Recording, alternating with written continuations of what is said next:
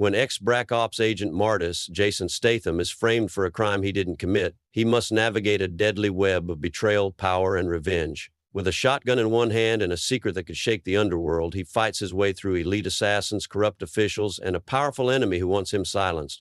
As the clock ticks down, MARTIS must uncover the truth before he becomes the next target. In a world where trust is a weapon, survival is the only option. The city was alive, humming with neon lights reflecting off rain-soaked streets.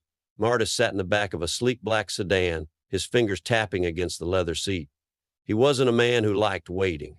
He had spent years in the shadows, working as a black ops operative, eliminating threats before they even became threats. But now the hunter had become the hunted. A deal had gone wrong, a setup. His name was all over the news. Ex-Black Ops operative turned fugitive. They didn't bother to get creative with the headlines. MARTIS clenched his jaw. He had been framed, and he knew exactly who was behind it. Dmitry Novak, a billionaire arms dealer with an empire built on blood and betrayal. MARTIS had spent years dismantling Novak's network one by one. Now Novak had flipped the game. A sudden vibration from his burner phone snapped him back to reality. He answered, his voice low. "Talk." "They found your safe house. You've got less than 10 minutes, the voice warned. It was Maya, an old contact, someone he had trusted once. MARTIS didn't hesitate. He kicked the door open and stepped onto the wet pavement, scanning the surroundings. The street was too quiet. That was never a good sign. He moved fast, ducking into an alley, avoiding the main roads. Just as he turned the corner, a black SUV screeched to a stop. The doors flung open and armed men in tactical gear spilled out. MARTIS exhaled sharply. "Guess I don't get 10 minutes. They opened fire. MARTIS sprinted, weaving between crates and dumpsters as bullets ricocheted off the walls. He spotted an open fire escape and launched himself onto it, climbing with the agility of a man who had done this 1,000 times before. The rooftop was his battlefield. One attacker climbed after him. MARTIS spun, yanking the man up by his vest and sending him crashing back down. Another tried to grab his leg. MARTIS stomped hard, feeling the crunch of bones beneath his boot.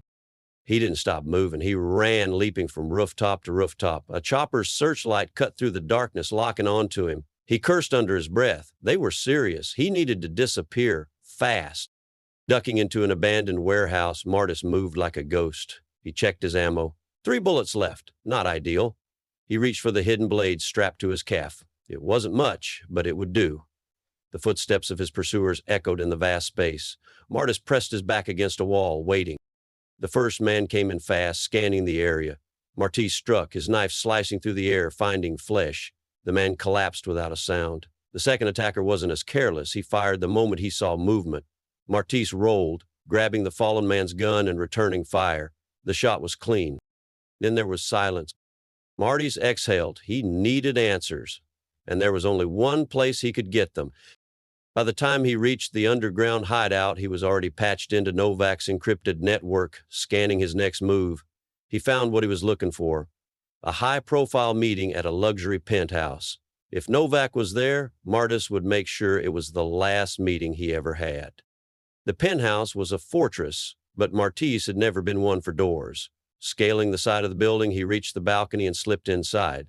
The interior was all gold and glass, expensive but cold. And then he saw him, Novak, lounging in a leather chair, a glass of whiskey in hand. But he wasn't alone. A woman stood beside him, gun in hand. MARTIS' stomach tightened. Betrayal cut deeper than any knife. "You really thought I was still on your side?" Maya smirked. "Come on, MARTIS. You of all people should know loyalty is just a word." MARTIS had moved. He had been in worse situations. He needed to stall. "You sold me out," he said, his voice calm. Maya chuckled. "Novak pays better. And frankly, you're a loose end." Novak stood, adjusting his cufflinks. "It's nothing personal, MARTIS. Just business." MARTIS smirked.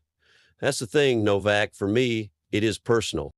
He moved fast, too fast for Maya to react. He grabbed her wrist, twisting the gun from her grip. A single headbutt sent her staggering back. Novak pulled a pistol, but MARTIS was quicker, disarming him and slamming him against the glass wall. The city lights cast shadows across Novak's face, his fear evident.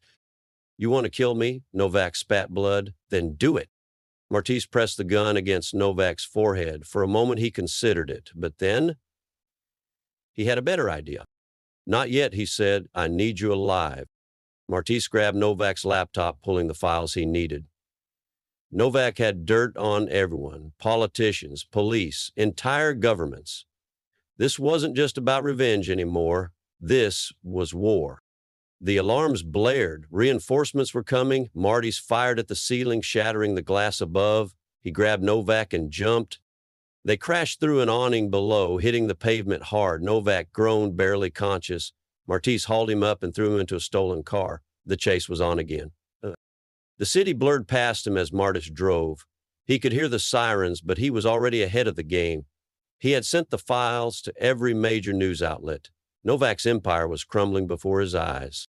As they neared the docks, Novak began to laugh. You think you've won?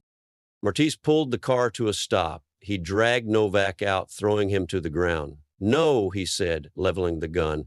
I know I have. A single shot. And Novak collects.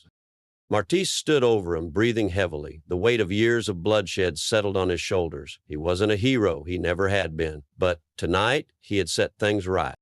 The city would move on. It always did. Martis walked away, disappearing into the night. Because in his world, there were no happy endings. Only the next mission.